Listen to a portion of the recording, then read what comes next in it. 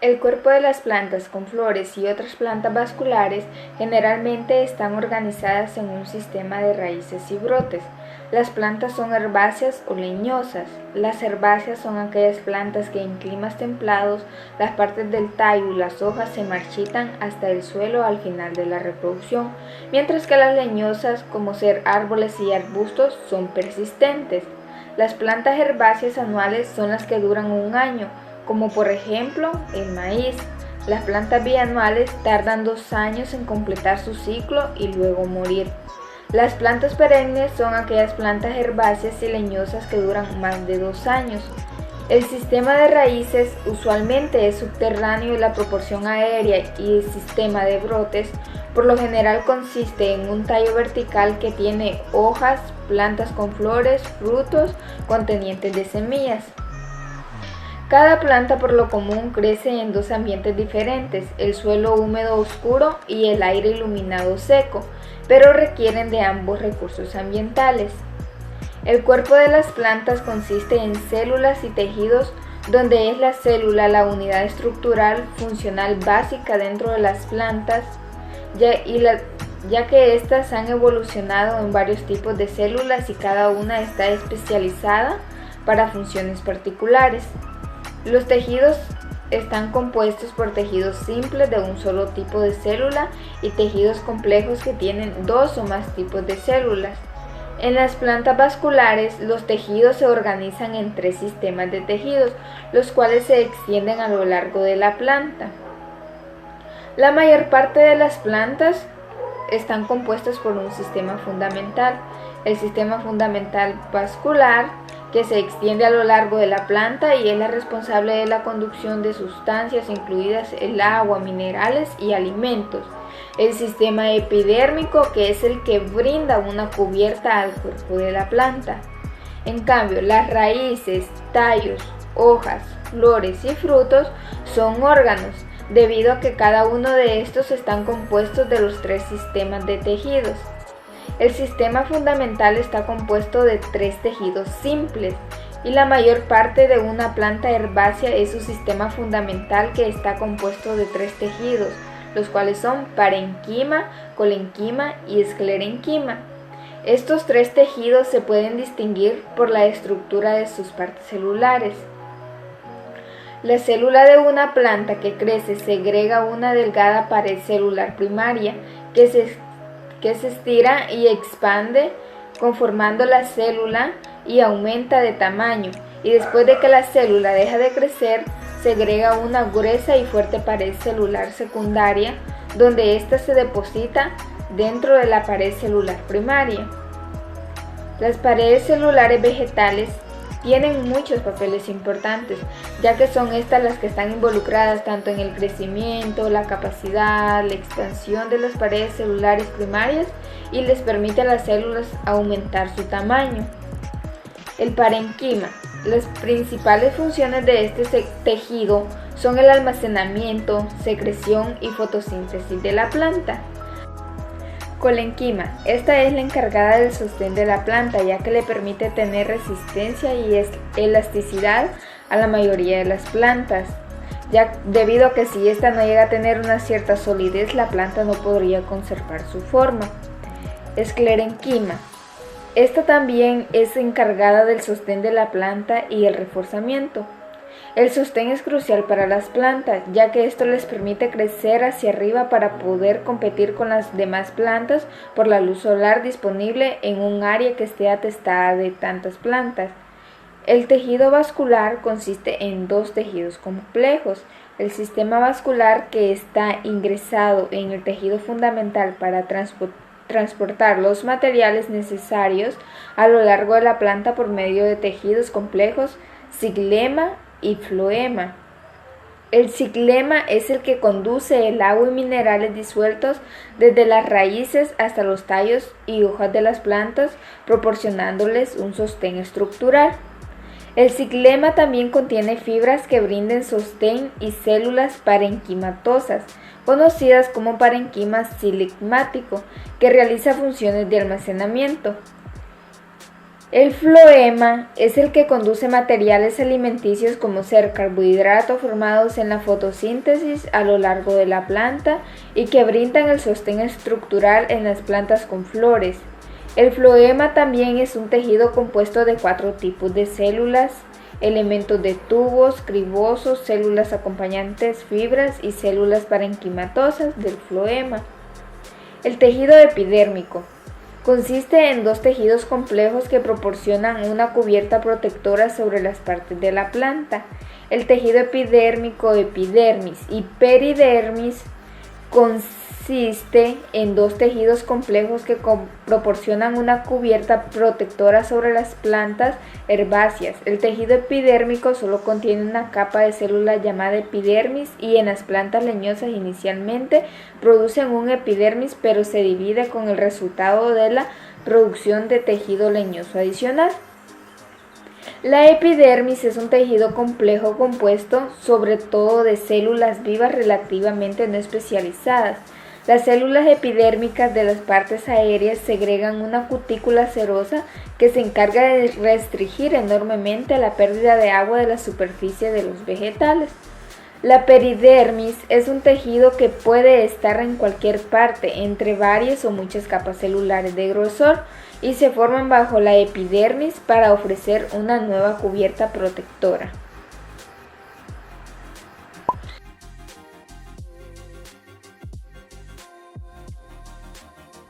Meristemas vegetales. Una diferencia entre plantas y animales es la ubicación del crecimiento. Cuando las plantas crecen, sus células se dividen en áreas específicas, llamadas meristemas, que están compuestas de células cuya función principal es formar nuevas células, mediante la división mitótica. Cuando un animal joven crece, todas las partes de su cuerpo crecen, aunque no necesariamente a la misma tasa. Las células meristemáticas, también conocidas como células madre, no se diferencian. En vez de ello, retienen la capacidad para dividirse por mitosis, un rasgo que pierden muchas células diferenciadas, ya que la persistencia de meristemas con la actividad mitótica significa que las plantas, a diferencia de la mayoría de los animales, pueden crecer durante toda su vida. Esta capacidad de raíces y tallos para crecer a lo largo de su vida de una planta se conoce como crecimiento indeterminado. En contraste, muchas hojas y flores tienen crecimiento determinado. Esto es, que dejan de crecer después de alcanzar cierto tamaño, y el tamaño pueden ocurrir 2 tipos de crecimiento meristemáticos. El crecimiento primario, que es un aumento de longitud del tallo y la raíz. Todas las plantas tienen crecimiento primario, que produce todo cuerpo vegetal en las plantas herbáceas y los brotes y raíces blandas juveniles en los árboles y arbustos leñosos. El crecimiento secundario es un aumento en la circunferencia de la planta. Por lo general, solo los gimnospermas y los eudocotiledonias leñosas tienen crecimiento secundario. Las eudocotiledonias leñosas incluyen árboles, arbustos, como por ejemplo el roble, la higuera, el fresno, el manzano, el cerezo, el haya y el arce. Los tejidos producidos por el crecimiento secundario abarcan madera y corteza, que constituyen la mayor parte del volumen de los árboles y arbustos. Algunas anuales, como el geranio y girasol, por ejemplo, experimentan crecimiento secundario limitado, a pesar del hecho de que carecen de tejidos obvios como madera y corteza. El crecimiento primario tiene lugar en los meristemas apicales. El crecimiento primario ocurre como resultado de las actividades de los meristemas apicales, áreas ubicadas en las puntas de los brotes de las raíces, incluidos dentro de está el meristema apical radicular, que consiste en las células meristemáticas, y las células meristemáticas que tienen forma de cubo siguen siendo pequeñas porque se dividen y se mantienen en continua división. El meristema que conforma las células hijas comienza a alargarse a una o a ambas que se dividen nuevamente. Más lejos de la punta de la raíz, justo detrás del área de división celular, hay un área de alargamiento celular donde las células se desplazaron del meristema. Aquí las células ya no se dividen, sino que en vez de ello se vuelven más largas y empujan la punta de la raíz alojándola de ellas, cada vez más profundo en el suelo. También se comienza una cierta diferenciación entre el área de alargamiento celular y de tejidos inmaduros como el xilema y el folema. En diferenciación se vuelven más evidentes.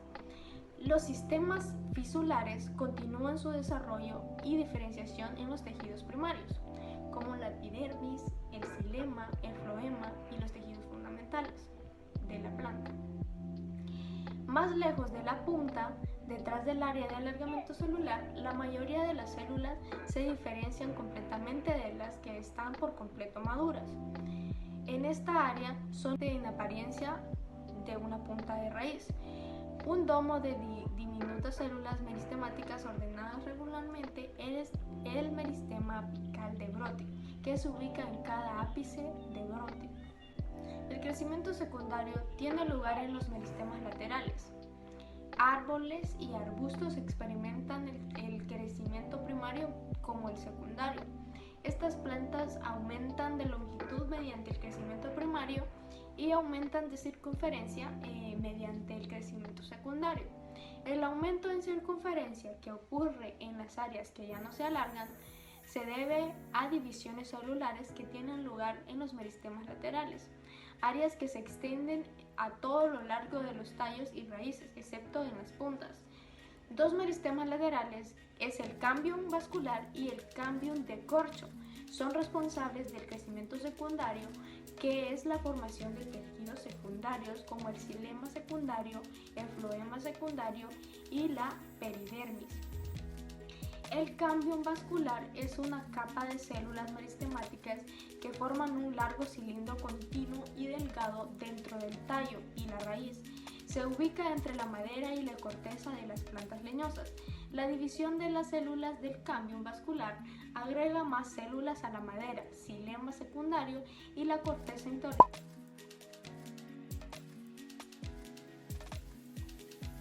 Hola compañeros y licenciado, el día de hoy les voy a hablar acerca del desarrollo de la forma de las plantas. Como primer punto debemos mencionar que las plantas son organismos que siempre crecen.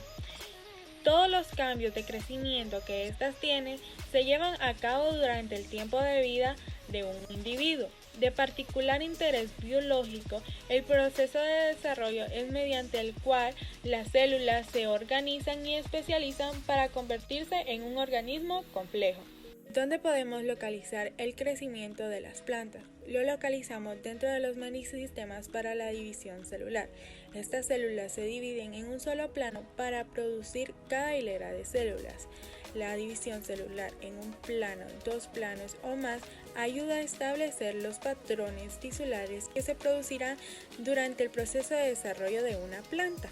¿Cómo se determinará el plano de división celular en una célula meristemática en particular? En las células vegetales, un arreglo denso de microtúbulos formará una banda de preprofase, la cual se encuentra justo adentro de la membrana plasmática y envolverá al núcleo de forma muy parecida a la de un cinturón. La banda de preprofase se encuentra justo antes de la mitosis y ayuda a determinar el plano en que se dividirá la célula. La banda de preprofase también orienta al uso mitótico y es una característica vegetal, ya que en las células vegetales no encontramos una banda de preprofase. En las plantas el crecimiento ocurre tanto en el tamaño del número de células, tanto como en el aumento del tamaño celular. En el crecimiento de una célula vegetal recientemente formada absorberá agua en su vacuola por osmosis. Esto quiere decir que ejercerá una presión de turgencia, que es la presión hidrostática de una célula. La presión de turgencia producirá una presión en la pared celular y esto hará que ella se expanda. En un tejido en crecimiento, el orden de las microfibrillas de celulosa evitan que la pared celular se expanda, pero cuando éstas se orientan a una sola dirección, hacen que la pared celular se expanda perpendicularmente hacia ellas. Durante la diferenciación celular se lleva a cabo, la apariencia de la célula puede cambiar o no. No obstante, cuando la determinación celular se encuentra completa, la célula se convierte estructuralmente y funcionalmente reconocible, y esto hace que su patrón genético difiera a los otros tipos de célula. Por ende, las estructuras diferentes a las células vegetales contienen una expresión genética diferencial. Esto quiere decir que diferentes genes están activos en diferentes tipos de células. La división celular en sí no explica la forma vegetal en global. Las células diferenciadas deben de ser más organizadas y dar forma al intrincado patrón de tejidos y órganos que caracterizan una planta multicelular. Este desarrollo de forma en que las células diferenciadas en ubicaciones específicas se organizan especialmente en estructuras reconocibles se reconoce como morfogénesis. La morfogénesis procede mediante el proceso de formación de un patrón, una serie de pasos que requieren una señalización celular, cambios de las formas y metabolismos de ciertas células e interacciones de células precisas.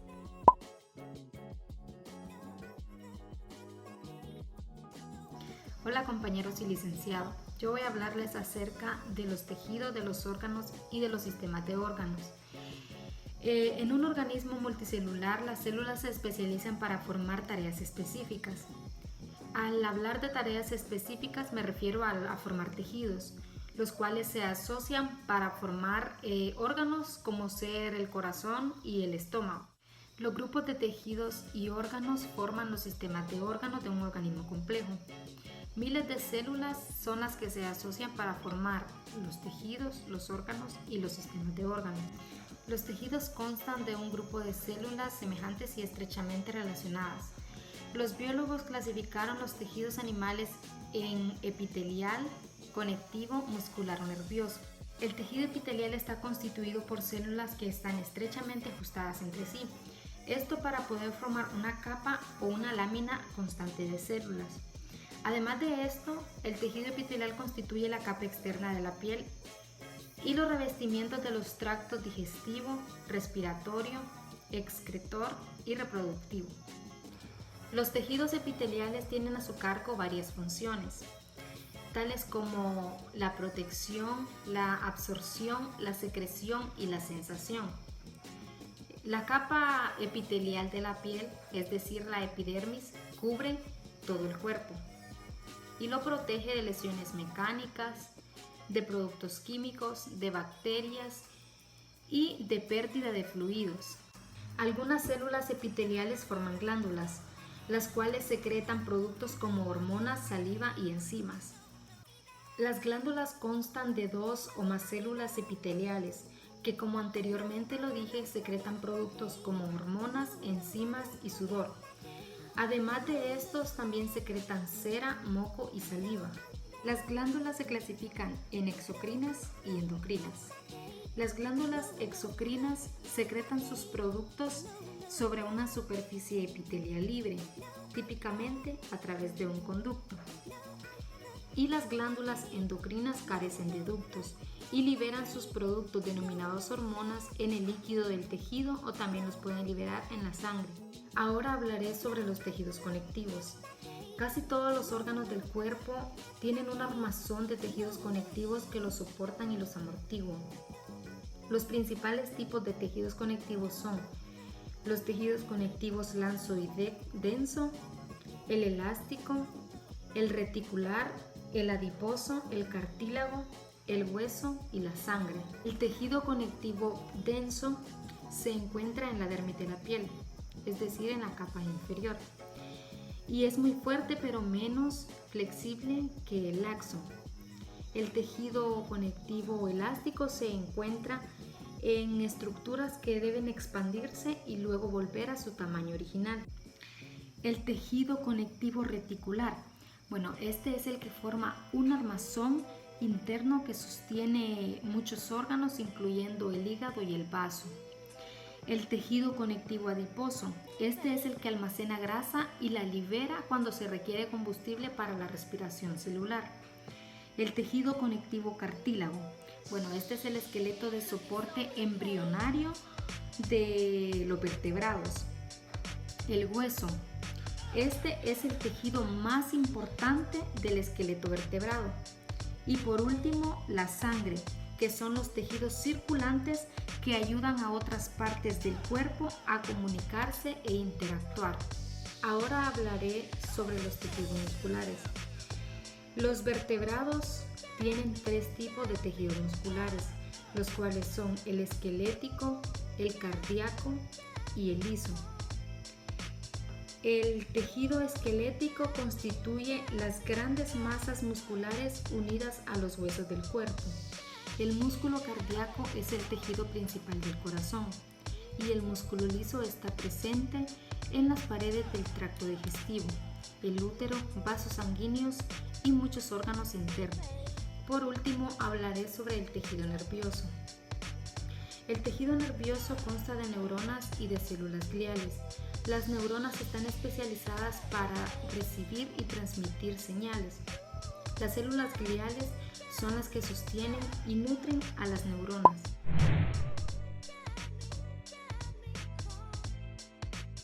Hola Lick, saludos, mi nombre es Moisés Ayatubón, soy alumno de la clase de Biología General. A mí me tocó hablar sobre la regulación de ambiente interno y termorregulación. Dice que para sobrevivir en el medio ambiente un ser vivo necesita mantener regulado su ambiente interno, es decir, mantener regulada la temperatura de su cuerpo. Para mantenerlo regulado, este pasa por un proceso llamado homeostasis. La homeostasis le sirve a un ser vivo para mantener todo el tiempo una concentración idónea de nutrientes, oxígeno y otros gases, iones y otros compuestos que ayudan al metabolismo. El organismo del cuerpo funciona con eficacia gracias a la homeostasis, pero hay un factor que hace que la temperatura del cuerpo baje mucho, suba demasiado. Pero la homeostasis trabaja de manera continua para manejar el estrés. El sistema de retroalimentación negativo. El sistema de retroalimentación negativo es el cambio en el estado estacionario. Por ejemplo, cuando el cuerpo cambia de temperatura, un sensor en el mecanismo interno detecta un cambio y ese sensor trata de volver todo a la normalidad y volver todo al estado estacionario. El sistema de retroalimentación positiva. Este tipo de retroalimentación es buena, pero no mantiene la homeostasis. Un ejemplo del por qué es buena es el nacimiento de un bebé. Este opera un ciclo de retroalimentación positiva. A medida que la cabeza empuja contra la cervix, un autorreflejo ocasiona la contracción del útero. Y esta contracción se sigue repitiendo hasta lograr una estimulación. Y así el ciclo de la retroalimentación positiva se repite una y otra vez hasta que el bebé nace. La termorregulación. La termorregulación se divide en 2 grupos: los ectotermos y los eutermos. Los ectotermos son los animales que necesitan luz solar. Un beneficio de la ectotermia es que usa muy poca energía para mantener una tasa metabólica alta. De hecho, la tasa metabólica de un ectotermo tiende a cambiar por el clima. Una desventaja de los ectotermos es que las condiciones de la temperatura diaria y estacionaria los limita a hacer muchas actividades. Un ejemplo de esto sería los osos grizzly, que invernan para mantener una temperatura adecuada en el cuerpo. Comen mucho durante se puede salir para mantener una capa de grasa y mantener una temperatura de una temperatura en el cuerpo adecuada. Los edotermos. Estos son los animales que viven en lugares con climas extremos, que la calor la guardan en la piel gracias a la grasa. Muchos animales, aves y mamíferos y algunas especies de peces y algunas especies de insectos son edotermos, es decir, que tienen un mecanismo homeostático que mantiene la temperatura del cuerpo a pesar de los cambios de temperatura externa, es decir, como lo dije al inicio, que guardan la calor en su piel gracias a la grasa. El beneficio de la edotermia más importante es la tasa metabólica, que puede ser hasta 6 veces más alta que la de los ectotermos. Los edotermos pueden mantenerse activos en bajas temperaturas invernales. Sin embargo, todo esto tiene una desventaja, y es que tienen que pagar un alto costo de energía de la termorregulación durante estén inactivos. Un ejemplo podría ser cuando los humanos cuando se van a acostar, que para mantener la temperatura del cuerpo necesita acobijarse, y para que la termorregulación no se dispare por el cambio de temperatura.